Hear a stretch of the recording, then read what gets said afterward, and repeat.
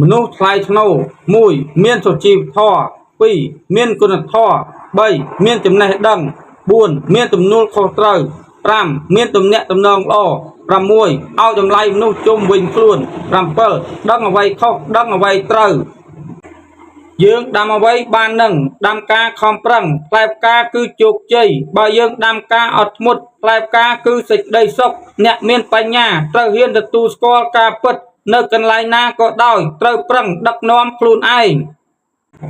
កុំខ្លាចក្នុងការទទួលស្គាល់ថាខ្លួនមានភាពខ្វះខាតឬភាពងងខ្លៅព្រោះគឺជាជំហានដំបូងនៃភាពឆ្លាតវៃពិតប្រាកដរៀនសូត្រនិងអភិវឌ្ឍខ្លួនជាប្រចាំរាល់ចំណេះដឹងនិងបទពិសោធន៍ថ្មីៗគឺជាទុនដ៏រឹងមាំសម្រាប់ជំរុញឲ្យយើងទៅមុខបានកាន់តែឆ្ងាយ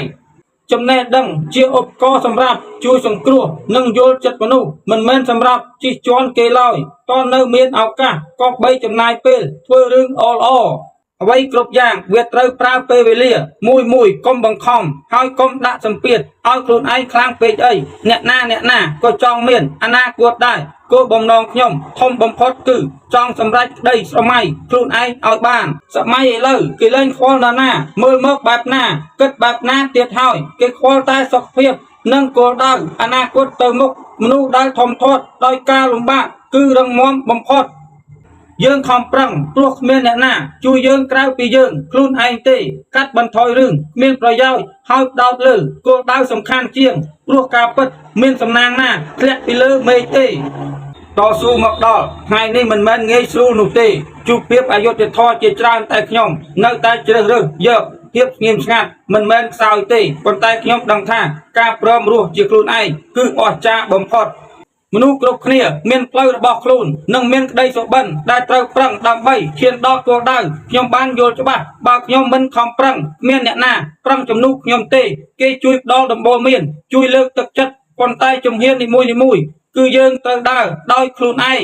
បើសិនយើងមិនខំប្រឹងគ្មានទេសំណាងគ្មានទេយុត្តិធម៌សម្រាប់មនុស្សទន់ខ្សោយចូលធ្វើខ្លួនឲ្យហូរទៅមុខដូចជាខ្សែទឹកទោះត្រូវជួបឧបសគ្គក៏មិនរាថយ